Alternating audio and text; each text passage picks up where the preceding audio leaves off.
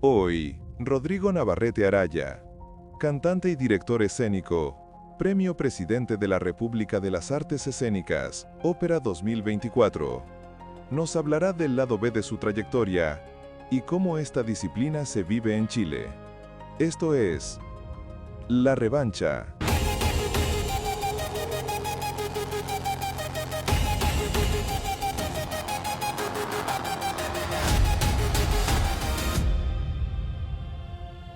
Hola Rodrigo, muchas gracias por estar aquí. Hola, hola. Cuéntanos un poco, ¿quién es Rodrigo Navarrete? Rodrigo Navarrete. Soy cantante lírico, director de escena en el mundo de la ópera. Y también hago clases de canto. Cuéntanos un poco, ¿cuál fue la primera persona que creyó en ti para ser un gran exponente nacional e internacional de la ópera en Chile? Mira, la primera persona que tiene que creer es uno. Primero, uno mismo tiene que creerse, como se dice, el cuento. Como hacerlo es un campo bastante restringido, no es tan común. Digo, cuando alguien te pregunta, ¿qué hace? Yo canto. ¿Y en qué trabaja? No, yo que soy cantante lírico y vivo de eso. Hoy en día ya es más conocido, pero cuando yo comencé en los años, inicio de los 80, era como muy poco conocido. Hoy día, gracias a las redes sociales, el internet y todo eso, es más como popular lo que es este mundo de la ópera. Y yo soy profesor de inglés, terminé y me vine a Santiago, soy de Concepción, y me vine a Santiago a estudiar canto, porque desde chico me llamó mucho la atención la ópera. ¿Cómo fue este viaje de salir de Concepción a Santiago, después estar en Viena, en Italia, en Buenos Aires, en viajar por el mundo? ¿Cómo fue este transcurso de desarrollo? Mira, son muchos años de estudio y de mucha disciplina. Cantar requiere mucha disciplina, cantar ópera.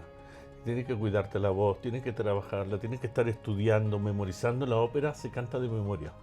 Todo lo que uno canta es de memoria y es estricto. Los tiempos musicales, las frases, tienes que sabértelas tal cual como están escritas. No es que yo las cante de una manera o de otra, tiene una forma en que está escrita musicalmente. Y piensa tú que hay óperas que tienen 300, 400 páginas. Es decir, hay óperas que duran 3 horas, de las cuales estás tú 1 hora y media, 2 horas en el escenario, y eso todo se hace de memoria. Y yo partí cantando como integrante del coro del Teatro Municipal, y a los 2 años empecé a cantar como solista. Tú para eso tienes que audicionar, participar en concursos y te seleccionan. A mí me fue bastante bien,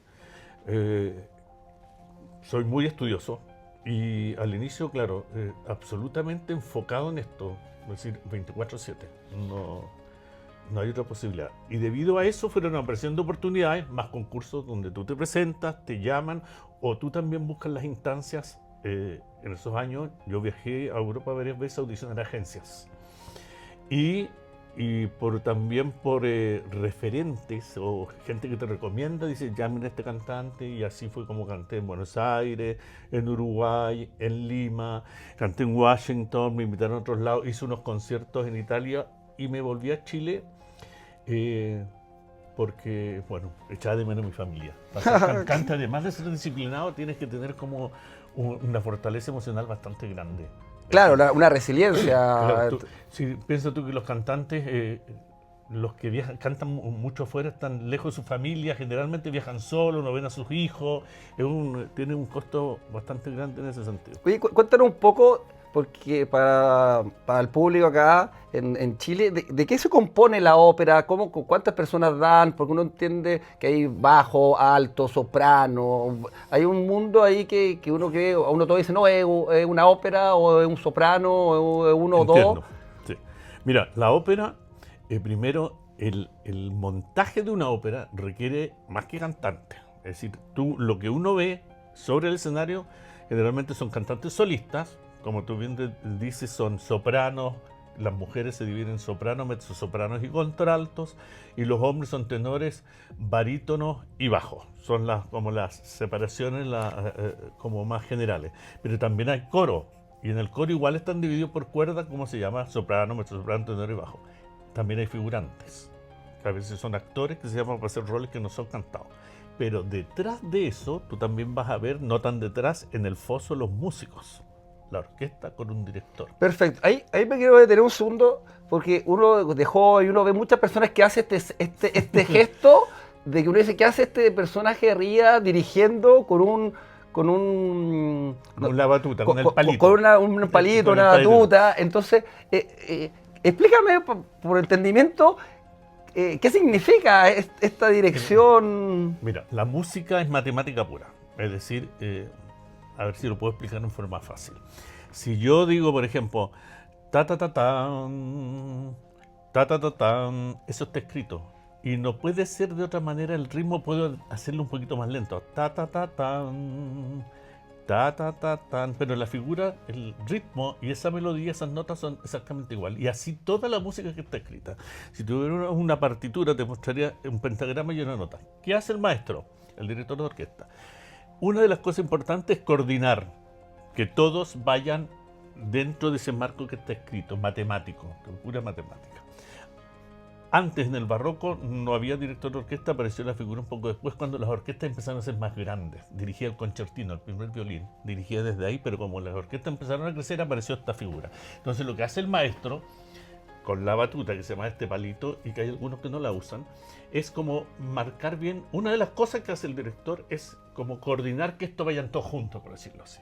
Vayan todos cantando, tocando las notas al mismo tiempo. Si tú ves una partitura de director de orquesta, se lee así, están divididos por grupos, porque está los bronces, las maderas, las cuerdas, la percusión, y cada instrumento está escrito, lo que tiene que tocar y en qué momento tiene que tocar. Entonces el director tiene que ensamblar eso, por eso dirige. Eso es una de las cosas que hace el director. Y lo otro es un discurso musical, cómo presentar la obra de acuerdo a su criterio, cómo él la ve musicalmente, emocionalmente, históricamente, etc. Es una lectura. Es decir, así como tú puedes escuchar un poema recitado por una persona X y después lo escuchas por otro, hay variantes, aunque sea el mismo texto, los mismos versos, va a ser distinto. Lo mismo sucede mucho con la música. Es como nuestro programa, que al final es un mismo tema, pero tiene connotaciones diferentes y esencias diferentes de quien lo canta, pero el origen sigue siendo el mismo. Exacto, sí, exacto. Y cambiando un poco, ¿cuál es el momento más feliz en el escenario para una producción, siendo que has dirigido más de 100 obras y producido dentro y fuera del país? Mira, he cantado bastante y dirigido menos, pero igual, para mí, como cantante, es cuando tú crees haber logrado, dado tu máximo y que todo haya resultado bien. Y eso me ha sucedido un par de veces, por eso un poquito exigente conmigo mismo, un Don Giovanni que hice en Mendoza, que canté el rol protagónico, y me sentí muy bien haciéndolo, actuando y cantándolo. Y cuando canté en Montevideo, que era una de las primeras veces que hacía un personaje cómico en una comedia que se llama La Cenicienta de Rossini, una ópera de Rossini, y hice este personaje. En la ópera hay un padrastro, no madrastra, en La Cenicienta, y escuchar la ovación del público después que tú terminas de cantar es como ¡guau!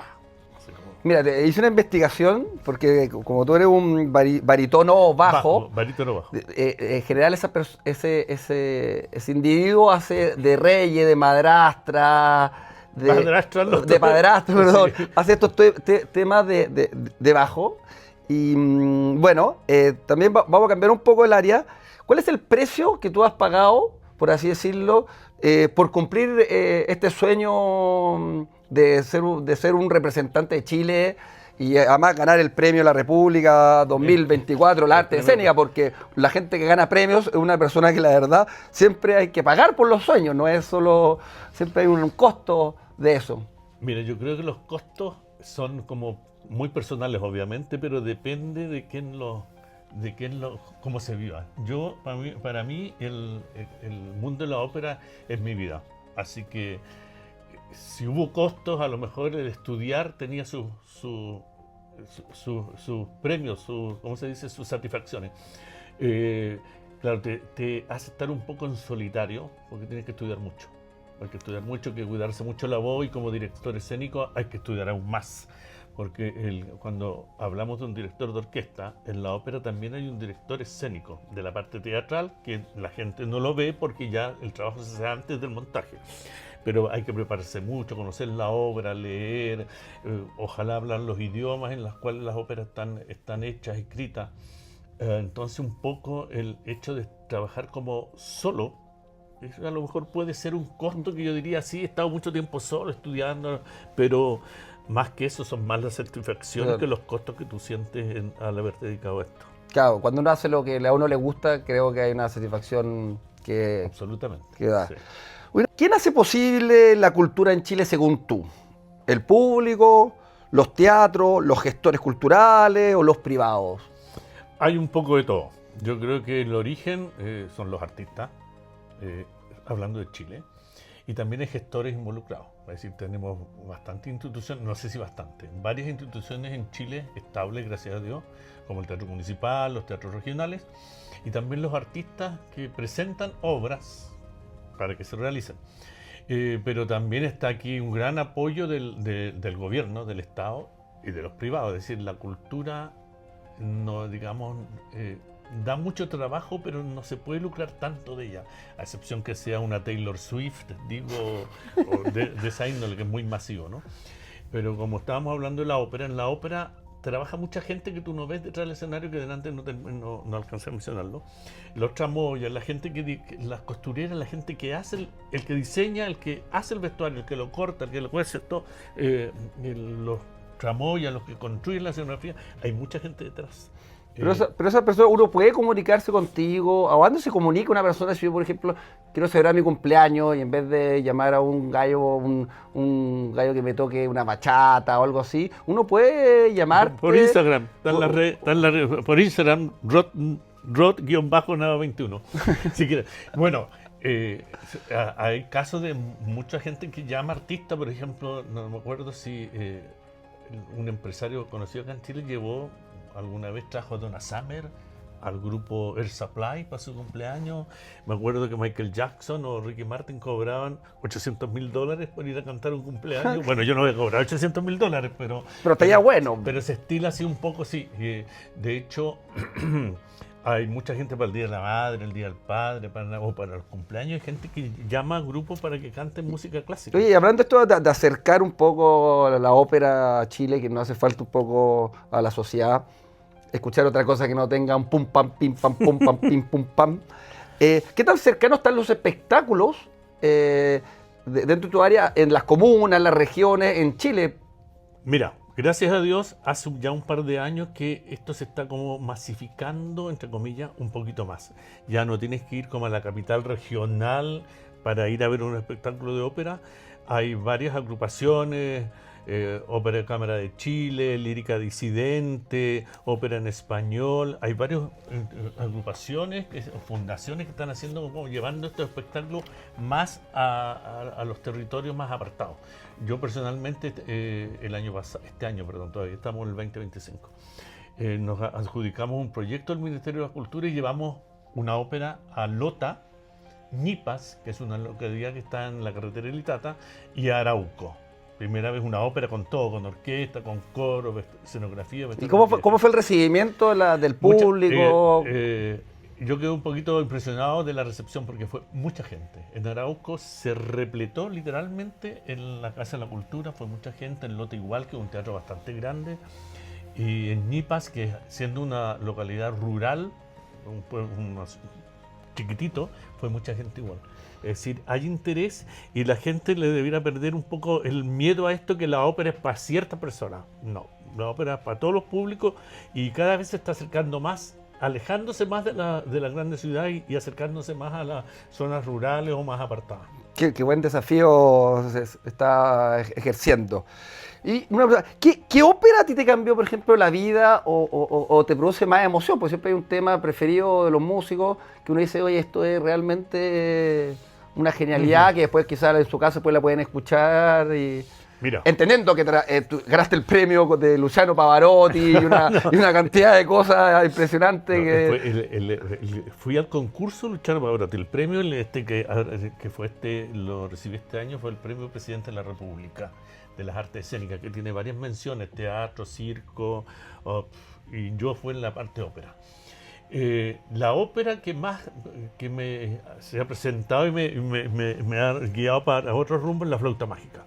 Yo soy de Concepción, estamos hablando a fines de los años 70, estaba en el liceo y se estrenó, en el mundo digo, la película de Bergman, La Flauta Mágica. Y se dio en el cine y yo la fui a ver, fue la primera ópera que vi, sin saber que después iba a ser la primera ópera que iba a dirigir escénicamente y la primera ópera que canté fuera del país, que me invitaron a cantar afuera un rol.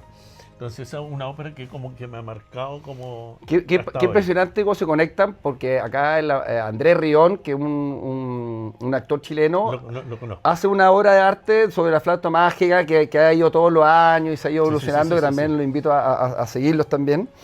Y sigamos.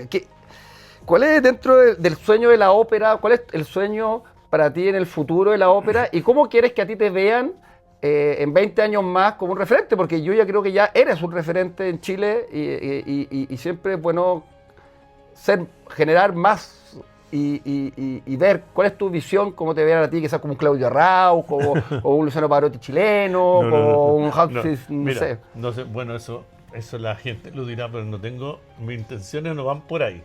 Es decir, me gustaría mucho que la ópera se hiciera más popular. Es decir, de ir a las localidades pequeñas. Yo he tenido la suerte de hacerlo, me acuerdo en Aysén, fuimos, Coyhaique, Villa Mañiguales, creo que se llama, uno que está en la carretera austral, espacios pequeños. Sería como, mi sueño es como eso y me gustaría que se siguiera haciendo, abarcar todas esas localidades que están muy apartadas, nosotros ir allá. Eso y lo otro, ayudar mucho, apoyar a los cantantes jóvenes, a la gente que viene atrás, de guiarlos un poquito. También he tenido la suerte de como estar ahí con algunos artistas jóvenes que están haciendo carrera afuera. Pregunto una cosa, esto de que en la sociedad chilena en general uno quiere que sus hijos estudien Derecho, Ingeniería, carreras más clásicas, y siempre se han castigado, por así decirlo, el área artística. Si en general le dice, papá, yo quiero estudiar, ser skater profesional, quiero estudiar música, quiero estudiar arte, me gustaría ser surfista profesional, siempre son como áreas de que Chile lo ve como hobby más que una carrera. Entonces, ¿qué le dirías tú a esos padres hacia los hijos? Sí, yo creo que siempre lo mejor es apoyar y hacer lo que tú quieres y lo que más te gusta. Si quieres ser músico, violinista, esfuérzate para ser el mejor y vas a tener trabajo seguro. Sí. Y lo mismo del canto, es más complicado porque en Chile no hay tanta como...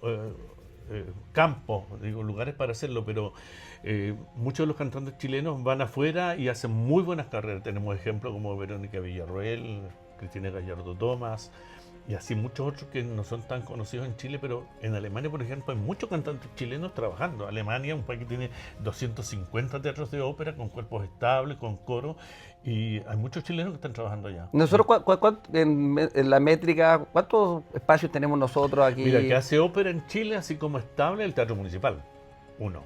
Y a veces en provincias se hacen ópera, una o dos, pero muy poco. Ahora con estas agrupaciones que te mencioné antes se está haciendo mucho más, gracias a Dios. Y hay también municipalidades que están pidiendo hacer cosas. Yo he tenido la suerte de hacer en Lo Barnechea óperas más reducidas, pero también para un público que también está muy lejos, del centro mismo de la ciudad. Y también, como te comenté antes, en lugares más pequeños como Lota, Arauco y Ñipas. ¿Y cuál es tu revancha personal hoy? ¿Y contra quién o contra qué? Si dijera aquí al país, a quienes lo están escuchando, digan, oye, díganle a este hombre que quizás alguien nos estará escuchando y esa persona puede conocer a otra persona que le diga, oye viejo, mira, acá hay algo importante que estáis dejando de lado. Pero bueno, volvamos. ¿Cuál es la revancha personal tuya hoy?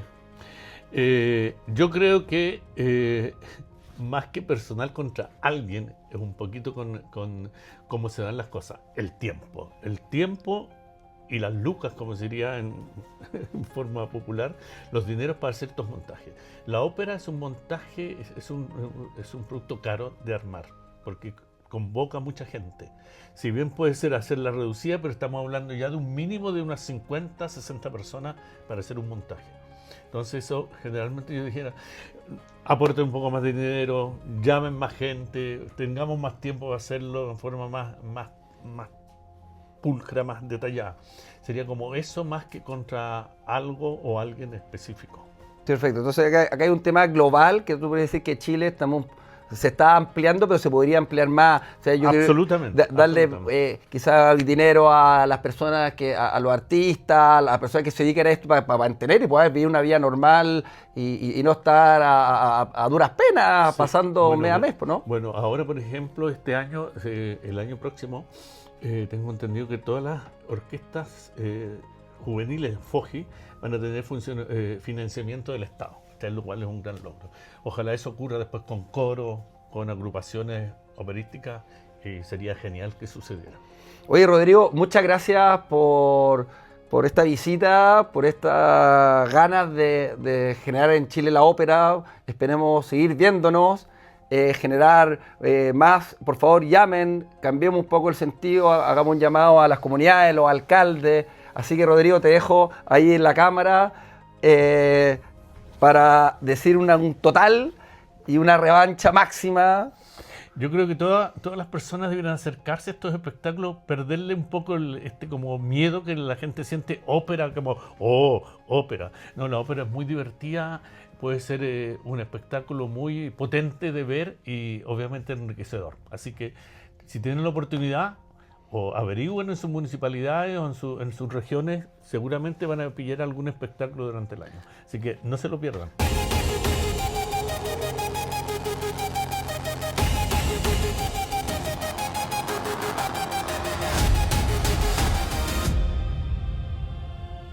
Y aquí termina la entrevista de Rodrigo Navarrete, que nos enseñó a perder el miedo por la ópera. Así que los dejo invitados en su Instagram para que se contacten con él y lo puedan contratar. Y ahora un gran fotógrafo internacional que nos mostrará y nos hablará sobre el automovilismo, el tenis y el box a nivel nacional e internacional. Además los dejo invitados a nuestras redes sociales por si quieren comunicar con nosotros para plantearnos sobre algún personaje o alguien que tenga que ver con la revancha y la quiera decir a la Cámara y a Chile. Aquí los dejo con nuestro segundo invitado. A continuación, Guillermo Torres, fotógrafo deportivo internacional, nos hablará del lado B de lo que hay detrás de su cámara en toda su trayectoria. Esto es La Revancha.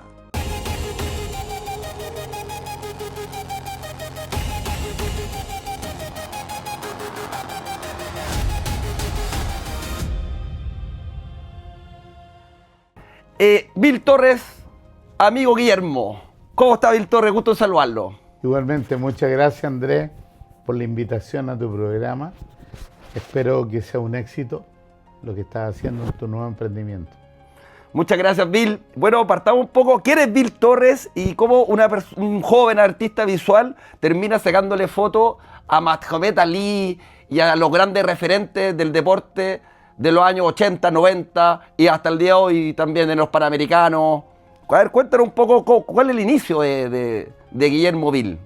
Mira, todo esto comienza, yo estudié diseño en la Escuela de Bellas Artes de la Universidad de Chile. Me titulé como diseñador gráfico y tenía ramos optativos de fotografía. Tomé fotografía como ramo optativo durante 4 semestres. Ahí picó el bichito. Luego viajé a Estados Unidos a principios de los 80 a ver cómo funcionaban las agencias de publicidad en Nueva York. Y tuve la oportunidad de trabajar incluso en una agencia que se llamaba Good Time Home Video, que era una empresa que se dedicaba a hacer los new release de las películas, en esa época los VHS y los booklets de los CD. Y en esa empresa vieron un trabajo que yo hice de fotografía, que no estaba solicitado, y el tipo me dice, el director, el manager, el art director manager me dice, oye, Bill, ¿y esto quién lo hizo? Yo lo hice. Bueno, me dice, y esto lo podríamos hacer in-house, perfectamente. ¿Y qué es lo que necesitas para eso? Equipo. Me compraron los equipos y a las 2 semanas yo ya tenía un estudio dentro de Good Time Home Video y comencé a hacer fotos. A tal punto que el Art Director Senior me invitó a que estudiara, sacara el título de fotógrafo en la Universidad de Nueva York, en la Escuela de Arte de la Universidad de Nueva York, de fotografía. Y ahí me mandaron a NYU a estudiar por 2 años, por 4 semestres, y hice fotografía. Pero a ver, entonces todo esto parte por un trabajo que tú estabas estudiando y de repente por hacer un trabajo extra, es decir, por tener una iniciativa personal de entregarle porque los gringos los norteamericanos son cuadrados. Y dijiste, voy a hacer un trabajo mejor y voy a entregar un trabajo que no se te pidió, y gracias a eso te dieron los estudios y te empezaron y se fijaron en ti. ¿Qué cambio de paradigma se vive? Porque, a ver, cuéntanos un poco, pero ¿cómo? Sí, ¿cómo partió? Mira, tenía que hacer un booklet, que es el libro que llevan los CD adentro, con fotos. ¿Y de qué equipo? ¿De qué No, grupo era de un musical? grupo de música de Puerto Rico. De música salsa. Ya estaban llegando ya. Sí, de música salsa. Esto era para Tiffany Records, que era parte del holding de Good Times Home Video. Tenía un holding, bueno, era un holding que tenía otra empresa, que era esta que hacía los CD. Y este grupo de música no tenía fotos. A mí siempre me entregaban todo listo para yo armar. Yo era el Art Director Junior. Y armaba y se lo presentaba a mi jefe, revisaba los diseños, me corregía, cambiábamos tipografía, cambiábamos algo y armábamos. Y en ese momento este grupo de música llega sin fotos, sin diapo. Y yo tenía una cámara Nikon mía en mi casa, y con esa cámara yo le hice fotos a este grupo de música. ¡Qué genial! En la calle, frente a la biblioteca, en la Biblioteca Pública de Nueva York, en la Quinta Avenida. Después me lo llevé a Times Square, lo subí a un taxi, le hice fotos bajándose y subiéndose del taxi, porque eran 6, todos vestidos iguales. Hice fotos en el medio de la calle, y bueno, y de ahí sacamos la foto que fue la tapa del CD. Y cuando le presenté esto a mi jefe me dice: oye, pero esta gente no tenía imágenes, y estas fotos ¿de dónde salieron? Yo las hice. ¿En serio? Y ahí parte esto, que me compran los equipos. Oye, pero volvamos. Pero ¿cómo pasa este joven Guillermo de 18 años de la Escuela de Arte de la Chile y pasa a trabajar en Nueva York? Porque ¿quién financia esto? ¿Cómo saliste un poco del cascarón en esos tiempos que no es como hoy, que hay más facilidades, por así decirlo? No, ahora es muy fácil. En esa época había que sacar visa. Era súper complicado. Yo generé la visa. Me fui a Estados Unidos, específicamente a ver cómo funcionaban la agencia. ¿Cómo saliste de acá y decir, oye, un día? Con ayuda de todo el mundo. Mi papá puso plata para que yo pudiera comprar los tiquetes. No tenía dónde llegar en Estados Unidos. Al final conseguí, también por intermedio de una familia amiga de mi papá, que estaban allá. Ellos me cobijaron una semana hasta que yo conseguí un lugar donde poder vivir. Lo de la agencia de publicidad, yo iba por 15 días y terminé quedándome 18 años. Como que la vuelta a la vida, uno nunca sabe. Oye, ¿cuáles son las lecciones de esfuerzo que podríamos decirle al público? ¿Cuáles son las lecciones? Porque acá hay muchas lecciones, me imagino que aprendiste. ¿Cuáles para ti son las primeras o las primeras bueno, tres? hay muchas lecciones. No te olvides que el caso mío en específico, yo llego a Nueva York con un título universitario y comencé, mis primeros trabajos no fueron en una agencia. Lo de la agencia fue el resultado de un tiempo largo haciendo los más inverosímiles trabajos que te puedas imaginar. Partí lavando platos en un restaurante italiano, el Buchone, que estaba en el Village de Nueva York, y ahí estuve 6 meses trabajando. Después me fui a un taller mecánico como asistente de los mecánicos, que me tocaba llegaba un auto chocado y a mí me tocaba desarmar la parte chocada, sacar los tapabarros chocados, los parachoques chocados, y se lo entregaba, me llegaba de vuelta, estiraba en el auto, yo armaba y entregaba para que se fuera la pintura. Ahí estuve casi un año trabajando en mecánica, todo esto absolutamente ilegal.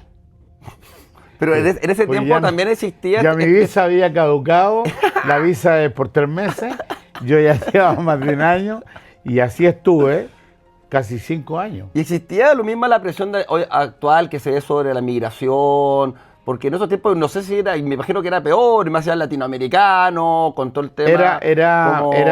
Siempre ha sido complicado el tema de la inmigración, y luego pasé a un trabajo que de la mecánica, cuidé perro y terminé trabajando en una empresa de pintura que pintaba edificios, pintaba apartamentos. Era de unos griegos, y yo partí cargando los tarros de pintura. A los fiebres sábado por la noche, a John Travolta. Cargando los tarros de pintura, para luego terminar, después de 3 años con los griegos, ya ser el jefe del equipo y enseñándole a los chicos nuevos que llegaban a cómo pintar. ¿Y pensaste algunas veces, me imagino, de volverte, decir, es que la verdad yo estoy aquí sufriendo y está pasándolo muy mal, sin visa, con falta de trabajo, dándole, me imagino la capacidad de resiliencia?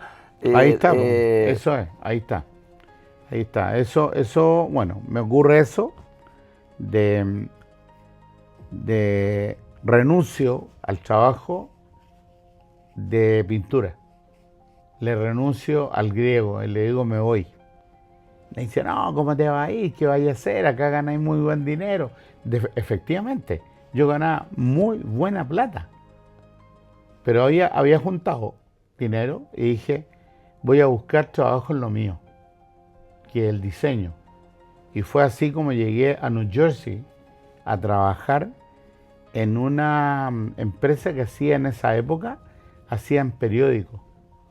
Y yo trabajé ahí armando los periódicos, haciendo paste up, que se llama, que es ir pegando las columnas que me entregaba la máquina Mergentale. Había un tipo que tipeaba los textos y yo armaba las páginas. Era lo más cercano al trabajo del diseño que tuve, ¿ya? Esa empresa que fabricaba muchos periódicos me permitió de alguna manera llegar a Good Time Home Video. En el medio, obviamente, yo tenía una relación sentimental con una chica que a la postre fue mi esposa y la madre de mis hijos que vivían allá. Me casé con una americana. Pero por la tarjeta, la Green Card, me imagino. O por amor. No, por amor. De hecho, hay dos hijos ahí. Qué lindo. Que ahora soy abuelo, tengo que ir a Estados Unidos ahora luego a ver a mis 2 últimos nietos, que no los conozco por el tema del accidente que tuve, que no voy a viajar. Así que ahora pienso ir ahora en abril del próximo año. Cambiando un poco de tema, de las aventuras también, de todas las cosas que estás contando, que conociste el amor en Estados Unidos, que el viaje de valió la pena 100%, uno nunca se arrepiente o poco.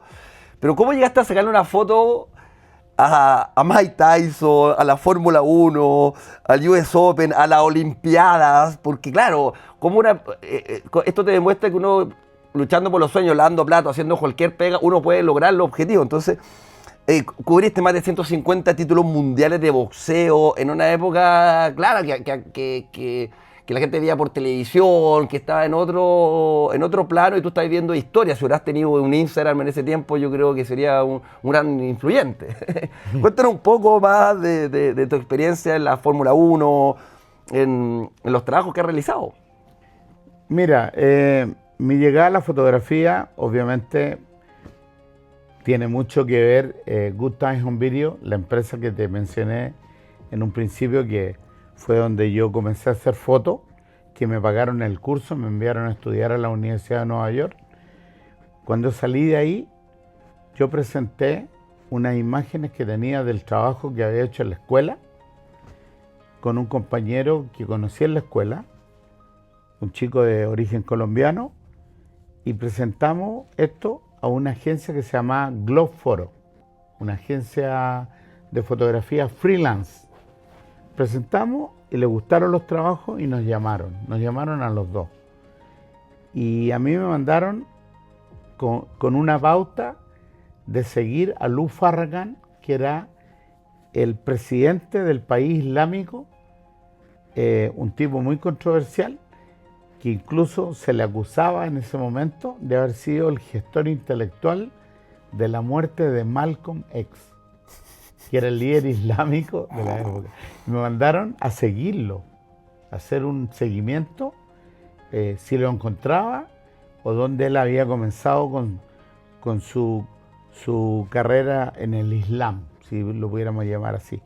Así que agarré auto, me fui a Foxboro, Massachusetts, a los inicios de Lou Farragut, y logré contactar el club que él visitaba, la iglesia donde él oraba, el colegio donde estudió, fotos de sus compañeros de curso en el colegio. Y bueno, regresé con ese material, nunca lo vi a Lou Farragut. En la vida da mucha vuelta.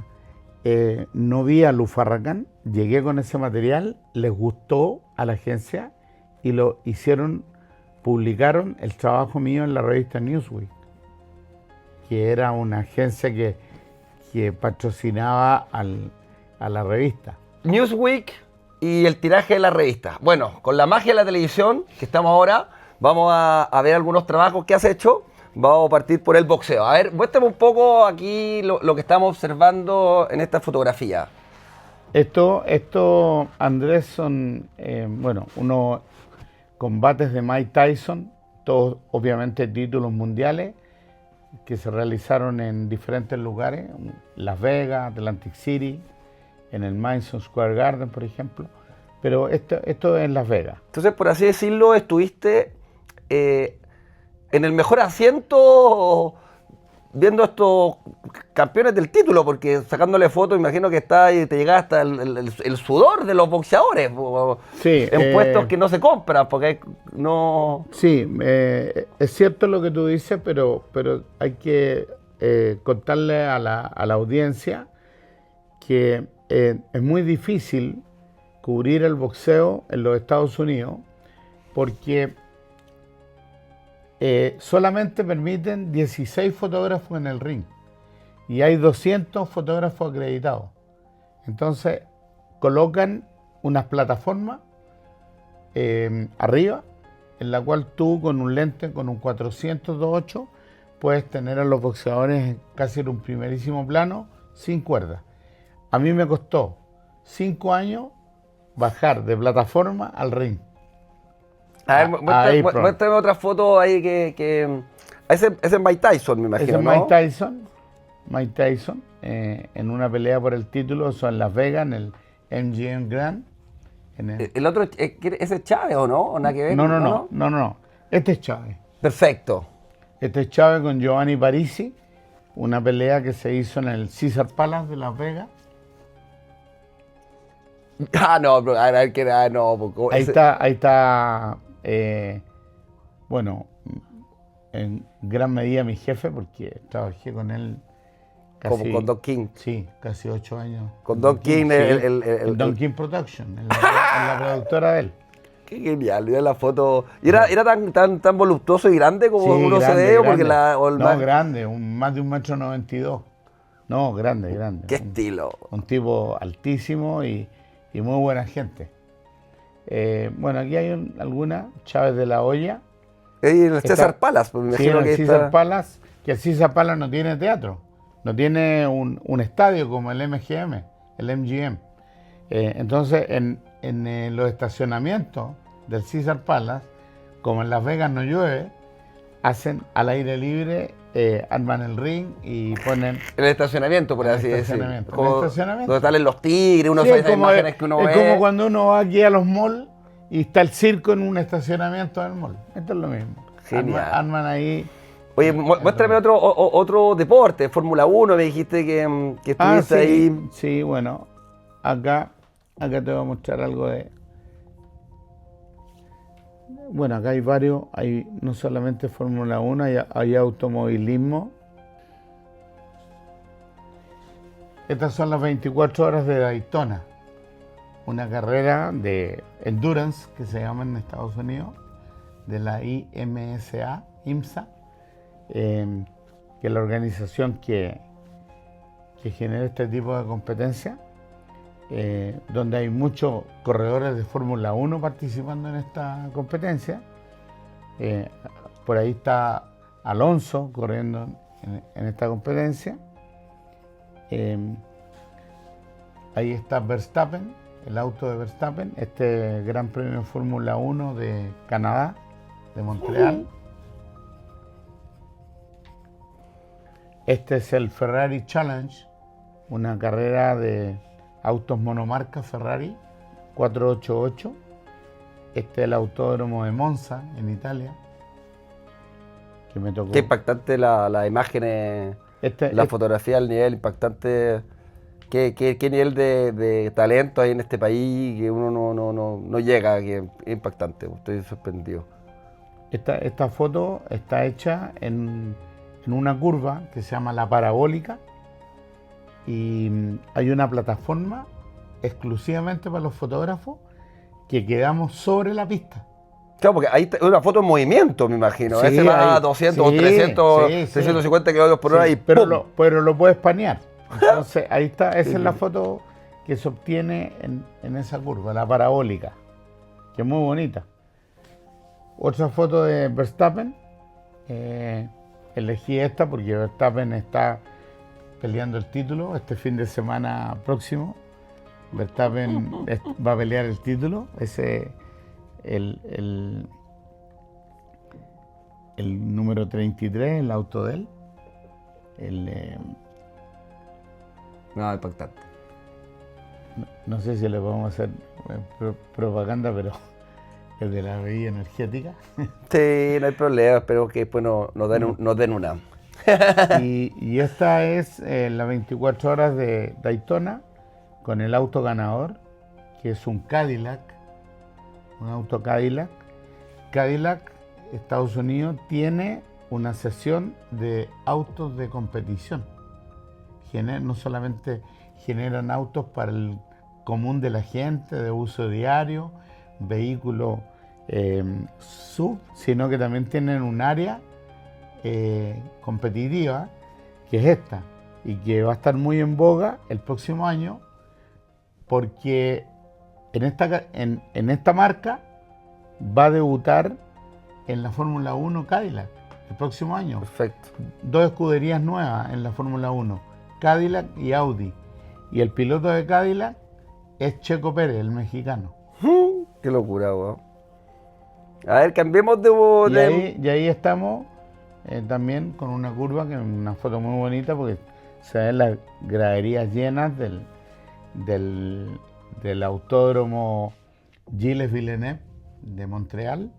Este es un autódromo muy particular porque está hecho en una isla artificial, el autódromo. La isla de Notre Dame, en Montreal, es una isla artificial en la cual construyeron el autódromo en esta isla. Ahí está Verstappen. Entonces, terminando con la Fórmula 1, con el box, Tengo entendido que tú sacaste una de las fotos más icónicas, Marcelo Ríos en Estados Unidos a los 14 años. Veamos un poco la clásica imagen y para que hable un poco también del deporte, del tenis, de la figura de Fernando González, cómo salió número 1 el Chino Río y todo el apoyo de los deportistas que están atrás. Veamos la foto, para que me cuente un poco más. Bueno, esta imagen que tú puedes apreciar, personalmente una foto que fue muy fácil de hacer porque estaban entrenando el coach que tenía en ese momento Marcelo en el US Open Junior. Ahí Marcelo Ríos tenía 16 años y era muy fácil poder fotografiarlo, cosa que no ocurrió después. Claro, hoy en Miami que ya no lo dejan entrar. En esa época era muy fácil y los sentamos ahí en la cancha. De hecho, yo tengo otras fotos con él, donde me conseguí unas cajas de pelota, las tiré al piso, conseguí una escalera y tiré a Marcelo Ríos en el suelo, arriba de todas las pelotas de tenis, y hice la foto desde una escalera. Pero bueno, ahí está ese Marcelo a los 16 años. Creo que hay pocas imágenes de él a esa edad, más aún fuera del país. Fernando González, que creo que es un ícono del deporte chileno, doble medallista olímpico, que es uno de los grandes logros de Marcelo. Una imagen de cómo se ve el curso central del US Open, desde arriba, desde el público. Ahora hay un estadio nuevo, el Louis Armstrong, así se llama ahora se llama Arthur Ashe, pero es otra construcción, al lado con techo. Era totalmente abierto. Ahí está Marcelo ya más mayor, ya cuando era número 1 del mundo. Y bueno, acá algunas de Fernando jugando Copa Davis, acá en Chile. Qué buena foto.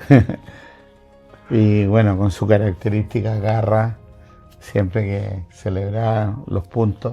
Una consulta, ¿cuál es la mayor diferencia que tú ves entre Masú González y el Chino Ríos en su apoyo, en su carrera? Bueno, un tema muy relevante lo que estás tocando. No nos olvidemos que Chile es un país donde apoya a los deportistas cuando ya los deportistas son consagrados. Chile es un país, te lo vamos a decir bien en chileno, el chileno compra la sandía calá. Claro, compra la sandía calá. Cuando el deportista es famoso, recién aparece la empresa apoyando al deportista. ¿Y tienes alguna historia? Porque a ellos los conociste en persona, estuviste Lo conocí de compartiendo. niño, prácticamente. ¿Cuál es una historia quizás no contada sobre el Mano Piedra, sobre el Chino Ríos? Bueno, Marcelo Ríos, todos sabemos que siempre fue un talento natural desde pequeño. Contó con el apoyo de su padre, dejó el colegio a los 14 años, dijo que quería ser tenista. Y bueno, la condición socioeconómica de la familia le permitió hacer eso. Cosa que no pasó con Fernando González. Fernando González viene de una familia de clase media, que los conozco, a su padre y a su madre, a su hermano. Me tocó fotografiarlo muy chiquitito en su casa en La Reina, en su pieza con un par de copas nomás. Tenía un par de copas en esa época. Ahora ya, imagínate, medallas olímpicas y todo. Y su padre tuvo que hipotecar su casa para que Fernando fuera a competir a Estados Unidos. Y bueno, de más está decir lo que le devolvió Fernando a la familia después. Esta es Pero- las historias pero que eso- tenemos del deporte. pero y, eso- y como tú también, que me contáis que pues, saliste acá a Chile y fuiste a Estados Unidos lavando platos, trabajando, o sea, no soy la cresta. Y después terminas sacándole una foto a Mike Tyson, estando con... ¿Cuál es un poco la revancha de la historia tuya que nos podrías contar? Bueno, que no hay que bajar los brazos. Primera cosa, no hay que bajar los brazos, hay que ser persistente. Los sueños se cumplen. Hay que tener resiliencia y empujar. Ahora hay una cosa que a mí, que es la revancha que yo te hablo ahora, que es la revancha de nosotros, los mayores. Yo ya no tengo 24 o 25 años cuando estaba en Estados Unidos, sino que ahora con casi 70 años continúo activo, y eso es una cosa que en Chile no se maneja. No sé cuál es el motivo, si es un tema social o la sociedad en sí considera que una persona a los 40 años es un viejo y no encuentras trabajo, no te contratan. En consecuencia de que en el último Grand Prix que tuve la oportunidad de cubrir para el diario Mercurio, que fue el de Montreal, la sala de fotógrafos, todos los fotógrafos, el 60% de los fotógrafos era mayor que yo. Estoy hablando hace 4 años atrás, antes del 2019, 2020. Y te hablo de fotógrafos que tenían 70 años, la edad que tengo yo ahora, o más, y perfectamente activos. Entonces, ese es el tema. ¿Por qué en este país a los 40 años tú ya no sirves? En consecuencia de que en Estados Unidos, en Europa, en Canadá, privilegian la experiencia. Eso es lo que privilegian.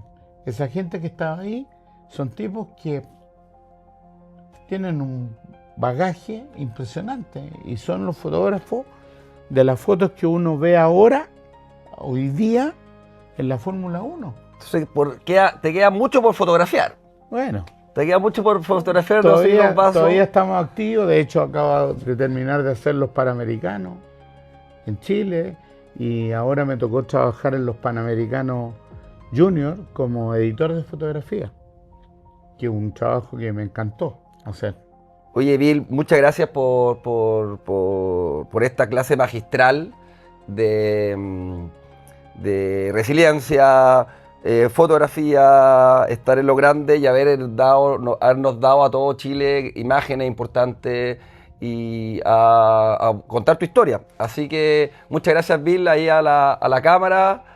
Esperamos verte y si lo pueden llamar, Bill siempre está disponible, va a bajar su Instagram, etcétera, para que sigamos sacando fotos, porque creo que falta mucho por hacer y no hay que bajar los brazos, y la edad no significa que uno ya está afuera, y sino que quizás te pueden llamar de otros lados del mundo. Así que, Bill, muchas gracias por esta invitación en la revancha, así que hagamos un saludo ahí y una foto ahí.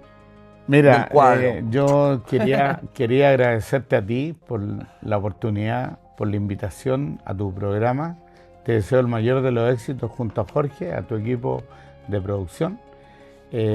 Y nada más que reitero agradecerte a ti la invitación para poder contar una parte de mi historia. Gracias, Bill. A ti, muchas gracias.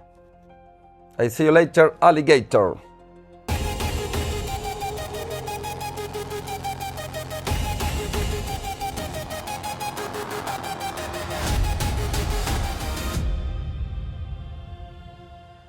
Cerramos este segundo capítulo con dos artistas, dos miradas diferentes, dos personas que reflejaron a Chile en el extranjero. En la revancha no terminan las historias donde todos creen. Si tienes alguna historia que contar, escríbenos. Si tienes una marca de verdad, que cuente historias de verdad, escríbenos también, para ser parte de este lado B, donde la verdad continúa. Esto es La Revancha. Síguenos por redes sociales y por YouTube. Ahí puedes ver nuestros capítulos y seguir esta tendencia mundial, porque el lado B continúa. Esto es Chile, esto es la verdad, esto es La Revancha.